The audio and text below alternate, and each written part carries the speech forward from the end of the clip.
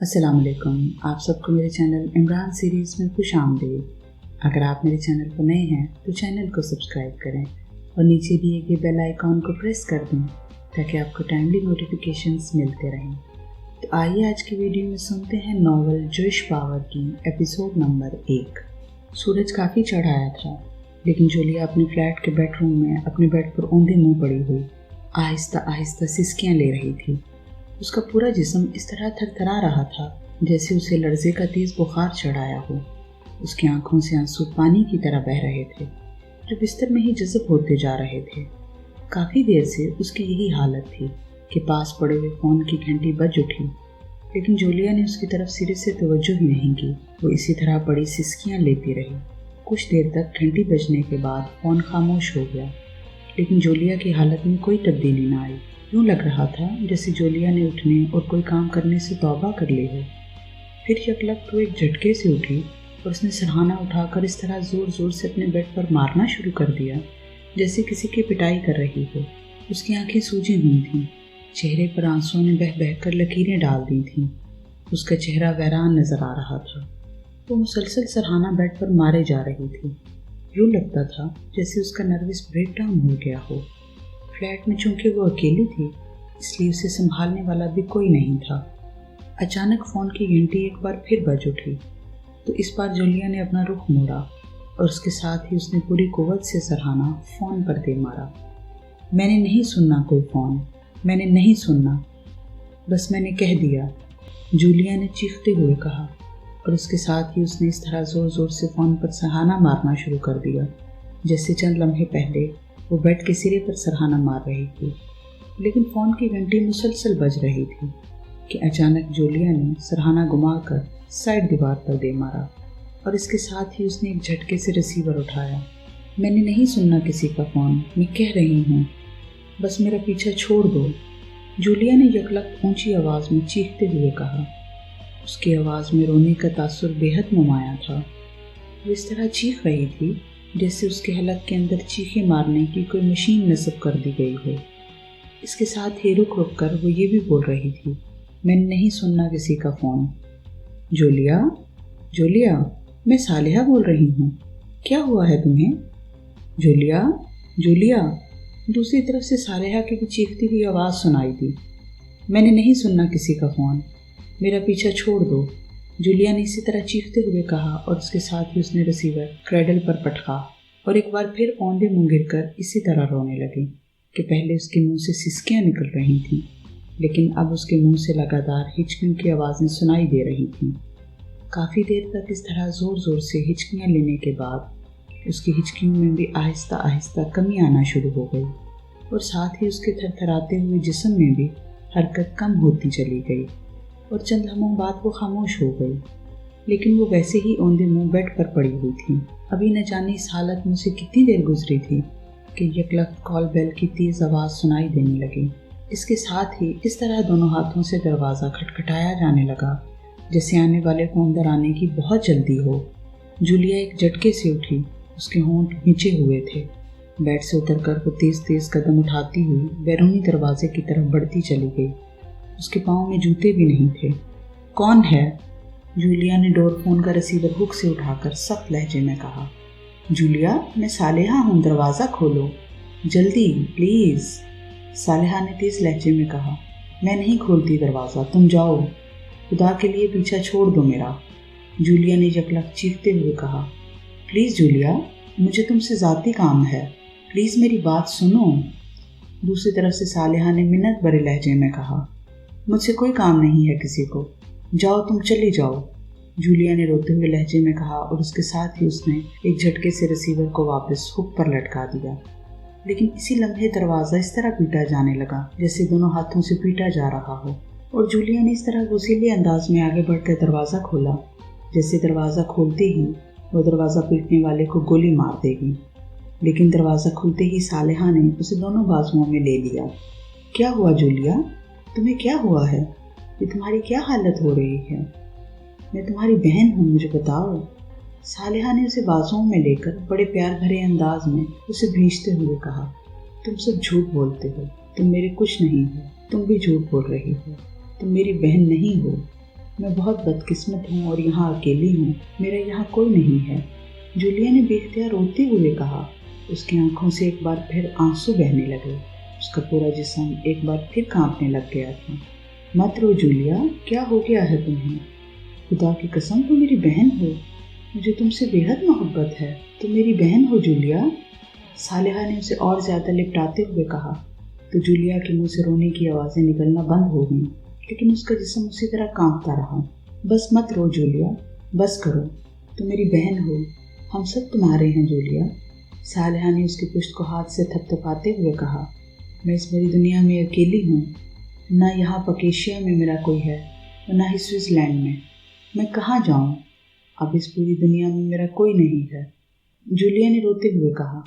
نہیں، تم غلط سمجھ رہی ہو، ہم سب تمہارے ساتھی ہیں، میری سگی بہن سے بھی زیادہ مجھے پیاری ہو، صالحہ نے ایک بار پھر اس کی پشت کو ہاتھ سے تھپکتے ہوئے کہا۔ تو چند لمحوں کے بعد جولیا اس سے علیحدہ ہو گئی۔ اس نے دونوں ہاتھوں سے اپنے چہرے پر بہنے والے آنسو پونچھنا شروع کر دیے، لیکن اس کا جسم کانپ رہا تھا۔ آؤ میں تمہیں بیڈ پر لٹا دوں، آؤ نا، صالحہ نے کہا۔ نہیں، میں ٹھیک ہوں، تم بیٹھو، میں منہ دھو کر آتی ہوں، جولیا نے آہستہ سے کہا اور پھر مڑ کر تیزی سے دوڑتی ہوئی ڈریسنگ روم کی طرف بڑھ گئی۔ صالحہ نے مڑ کر دروازے کو اندر سے لاک کیا اور پھر آ کر وہ ڈرائنگ روم میں بیٹھ گئی، لیکن اس کے چہرے پر پریشانی کے تاثرات واضح طور پر موجود تھے۔ اسے جولیا کی حالت دیکھ کر اندازہ ہو گیا تھا کہ جولیا پر ڈپریشن کا شدید ترین دورہ پڑا تھا۔ یہ تو اس نے آج دوپہر لنچ اکٹھا کرنے کے لیے جولیا کو فون کیا، لیکن جولیا نے جب کافی دیر تک فون اٹینڈ نہ کیا تو پہلے تو وہ یہی سمجھی کہ جولیا آج دیر تک سو رہی ہوگی، لیکن پھر اسے خیال آیا کہ جولیا تو صبح صبح اٹھ کر باقاعدہ پابندی سے نماز پڑھتی ہے، بلکہ کافی دیر تک قرآن مجید کی تلاوت بھی کرتی ہے اور اس کا ترجمہ اور تفسیر بھی پڑھتی ہے، پھر ناشتہ تیار کر کے ناشتہ کرتی ہے اور پھر ٹی وی آن کر کے وہ صبح کے خصوصی پروگرام دیکھتی ہے۔ وہ صبح اٹھنے کے بعد دوبارہ سونے کی عادی تو نہیں ہے، اس لیے اس نے دوبارہ فون کیا، لیکن جب پھر بھی فون اٹینڈ نہ کیا گیا تو صالحہ کو تشویش ہوئی اور کچھ دیر کے بعد اس نے ایک بار پھر ٹرائی کیا، تو اس بار کافی دیر بعد جولیا نے ریسیور اٹھایا، لیکن جو کچھ اس نے کہا اور جس انداز میں کہا، اس سے صالحہ اس قدر پریشان ہوئی کہ سب کچھ چھوڑ کر اپنی رہائش گاہ سے کار لے کر ایک لحاظ سے اڑتی ہوئی یہاں پہنچی، اور یہاں آ کر جو کچھ اس نے دیکھا تھا اس سے اس کا ذہن دماغوں کی زد میں آ گیا تھا۔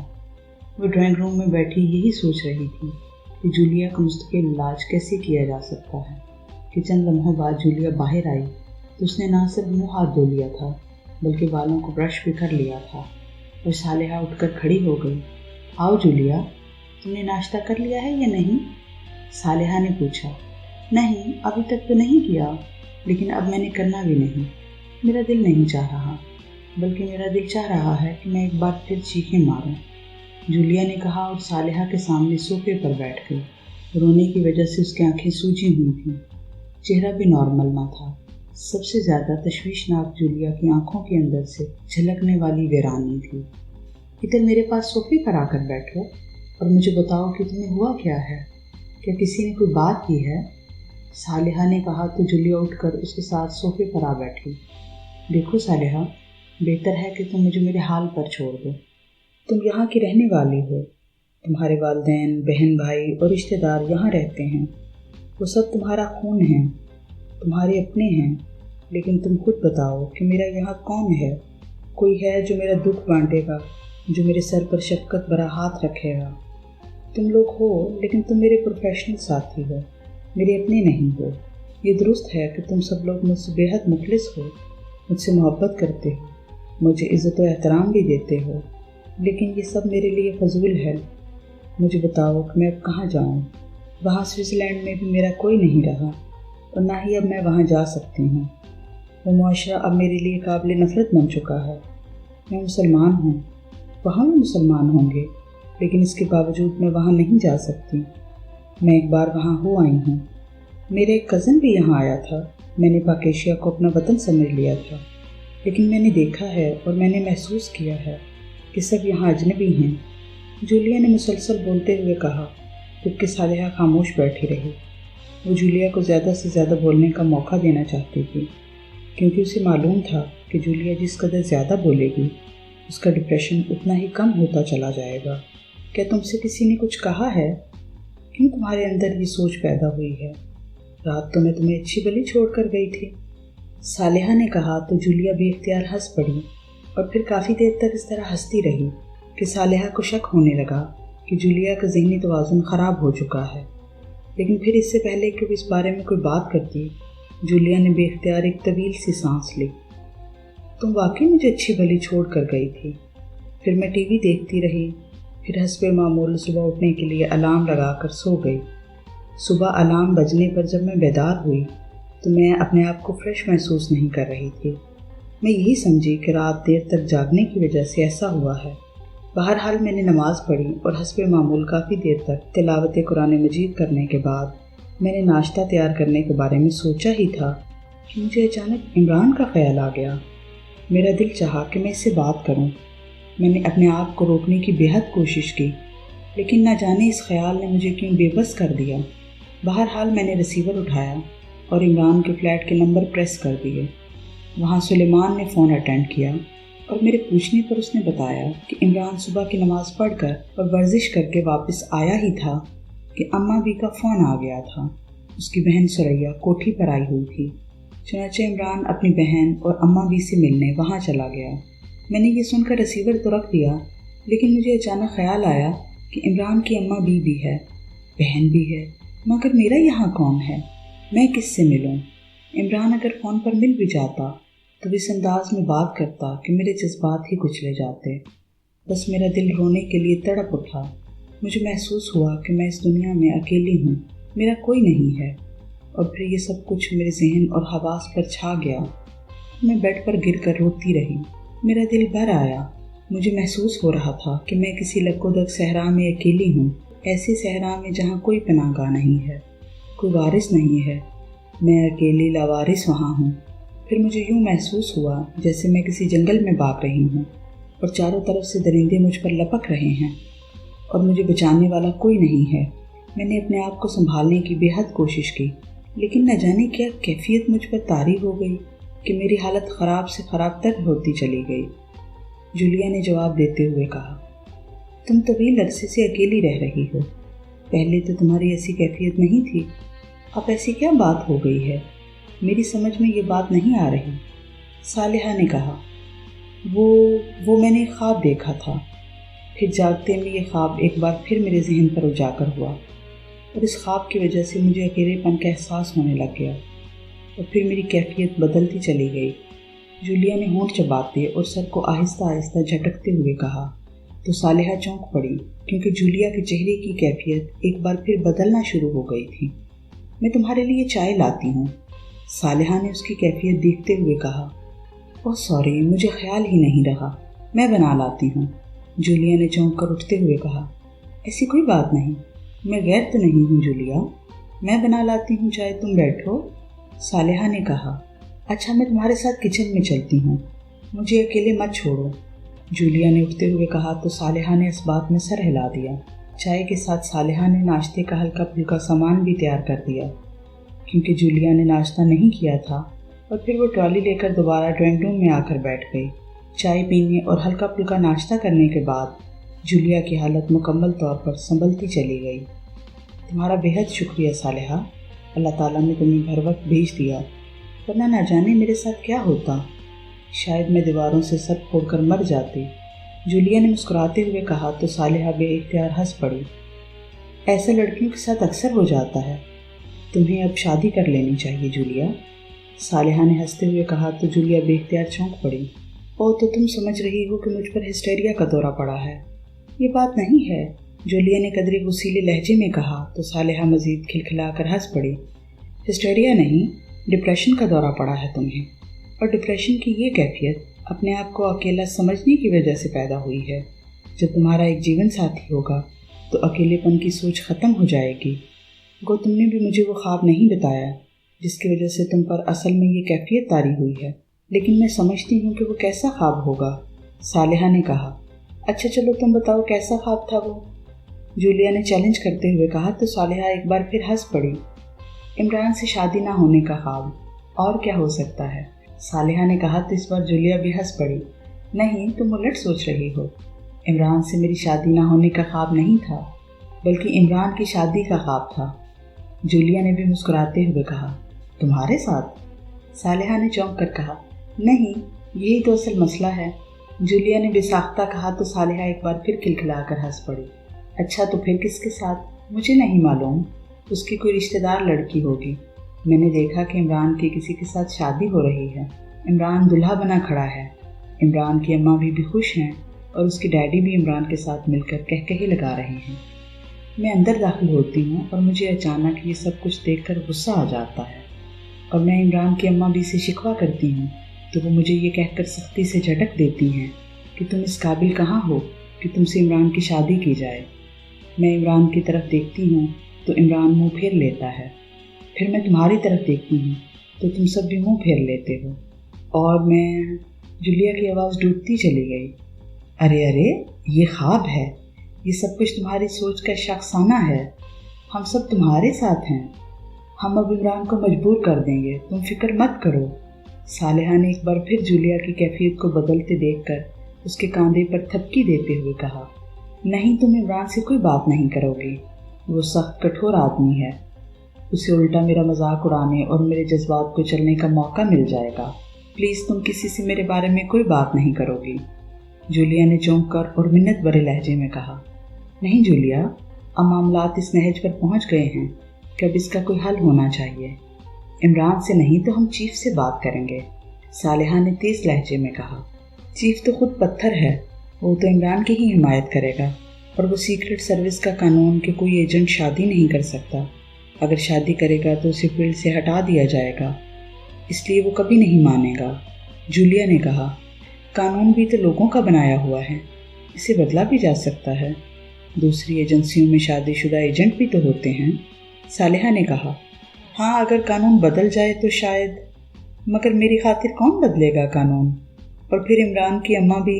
نہیں صالحہ، چھوڑو اس بات کو، کوئی اور بات کرو، جولیا نے لمبے لمبے سانس لیتے ہوئے کہا۔ تم فکر مت کرو، یہ بات میرے ذمے آ گئی، میں بدلواؤں گی قانون، صالحہ نے چیلنج بھرے لہجے میں کہا تو جولیا اس بار ہنس پڑی۔ پھر تو تمہاری بھی سفتر سے شادی ہو سکتی ہے، جولیا نے ہنستے ہوئے کہا۔ کوئی حرج نہیں ہے، میں سفتر سے شادی کے لیے تیار ہوں، بشرط یہ کہ تمہاری عمران سے شادی ہو سکے، صالحہ نے کہا تو اس بار جولیا بے اختیار کھلکھلا کر ہنس پڑی۔ آفس کے انداز میں سجے ہوئے کمرے میں ایک درمیانے قد اور درمیانے جسم کا ادھیڑ عمر آدمی بڑی سی آفس ٹیبل کے پیچھے موجود ریوالونگ چیئر پر بیٹھا ہوا تھا۔ اس کی آنکھوں پر نظر کا چشمہ تھا، چہرے پر زخموں کے مندمل نشانات واضح تھے، اور اس نے براؤن رنگ کا سوٹ پہن رکھا تھا۔ یہ کرنل شیفرڈ تھا، ایکرما کی ٹاپ سیکرٹ ایجنسی کا سابقہ ایجنٹ۔ چونکہ اس کی ایک ٹانگ ایک مشن کے دوران شدید زخمی ہو گئی تھی اور علاج ہونے کے باوجود وہ بھاگنا تو ایک طرف رہا، تیزی سے چل بھی نہ سکتا تھا، اس لیے اسے ایجنسی سے فارغ کر دیا گیا تھا۔ کرنل شیفرڈ کٹر یہودی تھا اور ایجنسی میں کام کرنے کے دوران بھی اس کے اسرائیل کے بااثر افراد سے رابطے رہے تھے، اس لیے اس نے ایجنسی سے فارغ ہونے کے بعد اسرائیل کے بااثر اور دولت مند افراد کے ساتھ مل کر اور ان کی مدد سے پوری دنیا میں پھیلے ہوئے دولت مند یہودیوں، خصوصاً ایکرما میں موجود دولت مند یہودیوں کے ذریعے ایک خفیہ تنظیم بنائی تھی جو پوری دنیا میں یہودی مفاد کے لیے کام کرتی تھی۔ لیکن اس کا اصل کام یہودیوں کی مخالف تنظیموں کے لیے ایسے افراد اور ایجنسیوں کا خاتمہ تھا جو یہودیوں کے خلاف کام کرتے تھے۔ اس تنظیم کا نام جوئش پاور رکھا گیا تھا، لیکن اسے کوڈ میں جے پی کے نام سے پکارا جاتا تھا۔ جے پی کا تنظیمی ہیڈ کوارٹر نورک میں تھا، لیکن اس کا اصل اور عملی ہیڈ کوارٹر جنوبی ایکرما کے قریب بحر اوقیانوس میں واقع ایک معروف جزیرے کونیا میں تھا۔ کونیا جنوبی افریقہ اور جنوبی ایکرما دونوں سے تقریباً یکساں فاصلے پر تھا۔ یہ انتہائی سرسبز و شاداب اور خوبصورت جزیرہ تھا، جہاں تقریباً تمام سال ہی بہترین موسم رہتا تھا۔ رقبے کے لحاظ سے یہ جزیرہ بے حد وسیع و عریض تھا۔ جزیرہ ویسے تو ایکرما کے قبضے میں تھا اور ایکرما کی سرپرستی کی نمائندگی یہاں کا گورنر کرتا تھا، ورنہ کونیا میں مستقل رہنے والوں کی اپنی حکومت تھی۔ کونیا میں ایسے قوانین رائج تھے کہ سوائے زبردستی اور دوسروں کو جسمانی نقصان پہنچانے کے باقی یہاں ہر طرح کی آزادی تھی، اس لیے یہاں وہ ہر کام ہو سکتا تھا جو شاید کسی اور جگہ نہیں ہو سکتا تھا۔ جزیرہ ہونے کی وجہ سے یہاں کی تمام سرگرمیاں بحری تھیں۔ یہاں ایک بہت بڑا ہوائی اڈہ بھی تھا۔ جزیرے کا ایک حصہ قدیم دور کے جنگلات پر مشتمل تھا، جسے ویسے ہی قائم رکھا گیا تھا۔ باقی پورے جزیرے پر آبادی تھی، سڑکیں، رہائشی کالونیاں، کلب، ہوٹل، کیسینوز، سب کچھ تھا جو مغربی ممالک کا خاصہ تھا۔ اس لیے پورا سال پوری دنیا سے سیاح یہاں جوق در جوق آتے رہتے تھے۔ سیاحوں کے تحفظ کے لیے یہاں چونکہ خصوصی قانون سازی کی گئی تھی، اس لیے یہاں کسی سیاح کو کسی بھی طرح نقصان پہنچانا جزیرے کا سب سے بڑا جرم تھا۔ یہاں کی پولیس کا نظام بھی جدید خطوط پر استوار کیا گیا تھا، اور پولیس بھی یورپ اور اکرما کی طرح بے حد فعال تھی، اور اس کا دائرہ کار بھی صرف انتظامات اور سیاحوں کی ہر قسم کے تحفظ تک محدود تھا۔ اس لیے یہاں تقریباً دنیا کی ان تمام بحری اسمگلنگ کی تنظیموں کے اڈے اور خفیہ گودام موجود تھے جو بحری اسمگلنگ میں قابل ذکر مقام رکھتی تھیں۔ اس جزیرہ کونیا کے شمالی کونے کے ایک وسیع و عریض احاطے میں جے پی کا عملی ہیڈ کوارٹر قائم کیا گیا تھا۔ اس ہیڈ کوارٹر کی بڑی عمارت کے علاوہ چاروں طرف اور بھی چھوٹی عمارات تھیں، زیر زمین عمارات بھی تھیں۔ اس احاطے کے چاروں طرف بلند و بالا چیک پوسٹیں بنائی گئی تھیں، جہاں 24 گھنٹے جدید مشینری کی مدد سے احاطے کی چاروں طرف کی نگرانی کی جاتی تھی۔ عمارت کے گرد فصیل نما اونچی 4 دیواری تھی، جس پر بجلی کے تاروں میں انتہائی طاقتور کرنٹ 24 گھنٹے دوڑتا رہتا تھا۔ اس کے علاوہ بھی وہاں انتہائی جدید ترین اور حفاظتی سائنسی آلات نصب تھے، اس لیے اس ہیڈ کوارٹر کو عام طور پر ناقابل تسخیر سمجھا جاتا تھا۔ ہیڈ کوارٹر کا انچارج کرنل سمتھ تھا، جو خود بھی اکرما کی مختلف ایجنسیوں میں رہ چکا تھا، اور اس کے بارے میں کہا جاتا تھا کہ اس کا مقابلہ دنیا کا کوئی اور ایجنٹ نہیں کر سکتا۔ کرنل سمتھ بھی کٹر یہودی تھا، اور جے پی کے قیام کے وقت اسے بھی اکرما کی ایک ایجنسی سے فارغ کرا کر یہاں ہیڈ کوارٹر انچارج بنایا گیا تھا۔ ہیڈ کوارٹر کے اندر اور باہر انتہائی تربیت یافتہ محافظوں کی خاصی تعداد موجود تھی۔ اس ہیڈ کوارٹر میں دنیا بھر سے یہودی دشمنوں کو اغوا کر کے لایا جاتا تھا، اور کہا جاتا تھا کہ جو ایک بار اس ہیڈ کوارٹر میں داخل ہو گیا وہ دوبارہ زندہ کبھی واپس نہیں جا سکا۔ اس ہیڈ کوارٹر میں دوسرے مذاہب خصوصاً مسلمانوں کے خلاف انتہائی بھیانک سازشیں تیار کی جاتی تھیں، اور ایسے مشن مکمل کیے جاتے تھے جن کے بارے میں بظاہر سوچنا بھی محال تھا۔ کرنل شیفرڈ اکثر کونیا کے اس ہیڈ کوارٹر میں آتا جاتا رہتا تھا۔ جے پی کا دائرہ کار پوری دنیا میں اس انداز میں پھیلا ہوا تھا کہ ہر ملک میں اس کی باقاعدہ ٹیم موجود تھی، جنہیں انتہائی بھاری معاوضے ادا کیے جاتے تھے، اور کوشش یہی کی جاتی تھی کہ ان میں زیادہ تعداد یہودیوں کی ہو، لیکن جہاں مجبوراً ایسا نہ ہو سکے وہاں بہرحال غیر مسلموں کو بھی شامل کیا جاتا تھا۔ لیکن ان ساری کارروائیوں کے باوجود جے پی کو انتہائی خفیہ رکھنے کی کوشش کی جاتی تھی۔ البتہ ایکرمن حکومت اور اسرائیلی حکومت اپنے مخصوص مقاصد کے لیے اسے استعمال کرتی رہتی تھی، اور اس کے عوض اسے دونوں ملکوں میں سہولیات بھی مہیا کی جاتی تھیں۔ کرنل شیفرڈ اس وقت نیویارک میں اپنے آفس میں بیٹھا ایک فائل کے مطالعے میں مصروف تھا کہ پاس پڑے ہوئے سیٹلائٹ فون کی گھنٹی بج اٹھی، تو کرنل شیفرڈ نے ہاتھ بڑھا کر ریسیور اٹھا لیا۔ یس، کرنل شیفرڈ نے کہا، یونان سے بیگٹ کی کال ہے۔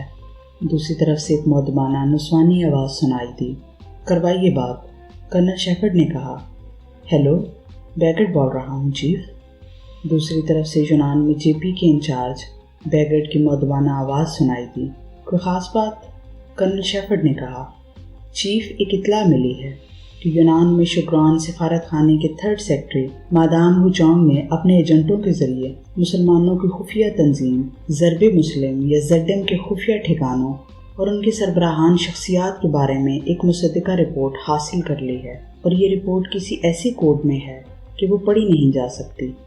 چنانچہ مادام ہو چونگ نے اس بارے میں شوگران حکومت کو مطلع کیا تو انہوں نے مادام ہو چونگ کو فوراً شوگران طلب کر لیا۔ بیگٹ نے تفصیل بتاتے ہوئے کہا، اوہ، زیڈم کے بارے میں یہ رپورٹ تو ہمارے لیے انتہائی قیمتی ہو سکتی ہے۔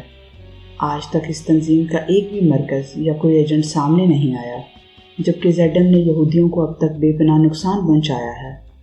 کرنل شیفرڈ نے تیز لہجے میں کہا، یس سر، میں بھی یہی سمجھتا ہوں، اس لیے میں نے اطلاع ملتے ہی یہ رپورٹ حاصل کرنے کی کوشش شروع کر دی۔ لیکن مجھے یہ اطلاع ملی کہ مادام ہو چونگ کو ہم سے پہلے اسرائیلی ایجنٹوں نے گھیرنے کی کوشش کی تو اس نے یہ رپورٹ جو کہ ایک مائکرو ٹیپ میں تھی غائب کر دی۔ اسرائیلی ایجنٹوں سے بچنے کے لیے اس نے یونان کے ایک مسلم ملک کے سفارت خانے میں پناہ لے رکھی ہے۔ بیگٹ نے جواب دیتے ہوئے کہا، تم اس مادام ہو چونک کا اغوا کر کے نیا ہیڈ کوارٹر بھجوا دو، وہ خود ہی اس سے سب کچھ اگلوا لیں گے کہ رپورٹ کہاں موجود ہے۔ میں کرنل اسمتھ کو کہہ دیتا ہوں۔ کرنل شیفرڈ نے کہا، یس سر، اسی لیے میں نے فون کیا تھا کہ آپ سے اجازت لے لوں، کیونکہ اسرائیلی ایجنٹ بھی یہی کوشش کر رہے ہیں۔ بیگٹ نے جواب دیا، اسرائیلی ایجنٹ اسے لے گئے تو مسلم ممالک اسے چھڑوانے یا ہلاک کر دینے کے لیے کام کریں گے، جبکہ جے پی کے بارے میں کسی کو معلوم نہیں ہے، اس لیے وہ وہاں محفوظ رہے گی اور اس رپورٹ کو حاصل کر کے ہم خود اسرائیلی حکومت کو پہنچا دیں گے۔ اس طرح جوش پاور نہ صرف مسلمانوں کی اس طاقتور تنظیم کا خاتمہ کر سکے گی، بلکہ جوش پاور بھی حکومت اسرائیل سے مزید سہولتیں حاصل کر سکے گی۔ کرنل شیفرڈ نے کہا، یس سر، میں جلد ہی آپ کو اس مشن کی کامیابی کی اطلاع دوں گا۔ بیگٹ نے کہا، اور اس کے ساتھ ہی رابطہ ختم ہو گیا۔ تو کرنل شیفرڈ نے کریڈل دوبارہ واپس کر دیا۔ یس سر، دوسری طرف سے اس کی پرسنل سیکرٹری کی آواز سنائی دی، کونیا میں کرنل اسمتھ سے بات کرواؤ۔ کرنل شیفرڈ نے کہا اور ریسیور رکھ دیا۔ کچھ دیر بعد فون کی گھنٹی بج اٹھی تو کرنل شیفرڈ نے ہاتھ بڑھا کر ریسیور اٹھا لیا۔ یس، کرنل شیفرڈ نے کہا، کرنل اسمتھ لائن پر ہیں باس۔